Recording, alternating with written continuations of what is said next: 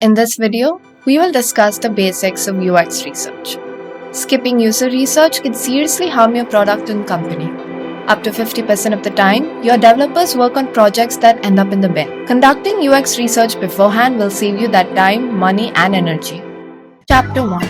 What is UX research? User experience research, also called UXR or user research, helps you understand what your users need, what they want, and how they behave while using your product.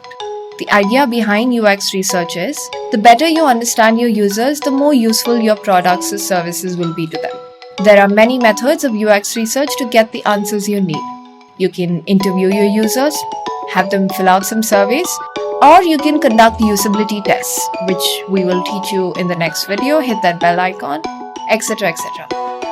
You might find in a survey that 80% of users never use a feature. I think you should remove that maybe. Or via user interviews, you might find that customers expect the navigation bar to be organized differently. I think you should reorganize the nav bar maybe. UX research helps you uncover powerful insights like these so you can build a product that your users love. Chapter 2. Why is UX research important? A single button once helped a company make $300 million American dollars. Jared Spool, a UX veteran, wrote about this in web form design. As the story goes, an e-commerce company's researchers discovered an interesting problem in their UX. Their website required users to log in or sign up before they could complete their purchase. What's worse is that they were asked to sign up after they had clicked on the checkout button. Users would happily fill their carts, get ready to spend their money, and then freeze up at the checkout. The solution? An option for the user to check out as a guest.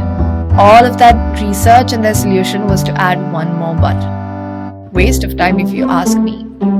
Except that it wasn't. Sales shot up by 45%, bringing in an extra cool $300 million for the company. Oh, and the signups they wanted? 90% of their users still ended up creating an account. The bottom line is, UX research will let you put your development efforts to good use. You can spend months building an entire product or a feature and then realize that none of your customers use it. Or you can use user research to get the same answer in a few days. Everyone has a plan until they get punched in the mouth, said Mike Tyson.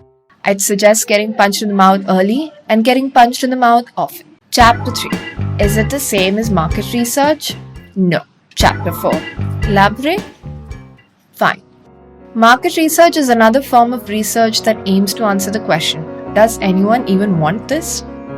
It usually relies on consumer trends over the past few quarters, large-scale surveys of potential customer segments, etc. etc. The goal is to predict, somehow, whether people will buy what you launch or not. This is the type of research that Steve Jobs famously hated.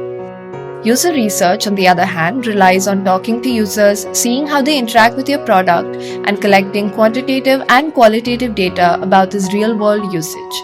There is no guessing game in the mix here, nothing Steve Jobs hated either. Market research is typically carried out only before the launch of a new product or feature. If you're a Steve Jobs, you don't carry it out at all. UX or user research is carried out throughout the life cycle of a product. Chapter 5. Who conducts this UX research you speak of? Everyone to some degree. UX researchers to all degrees.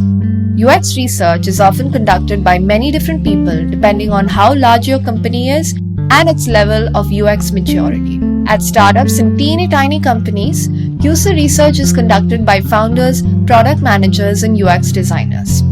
As the company grows, they may hire a dedicated UX researcher to run the most crucial high-stakes research. If you'd like to get started conducting user research, I'd recommend starting with user interviews.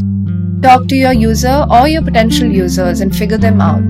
You should just start out with a Word document and free meeting software like Google Meets. Interviews might seem daunting, but they're not. I'll leave a few resources in the description below to get you up and running. Once you're ready to level up, get instant transcripts for your interviews and have an AI auto-suggest meeting notes for you via Loop Panel. We'll be waiting for you with open arms. Here's another insightful video on UX, by the way. We'll see you next time. With love, Loop Panel.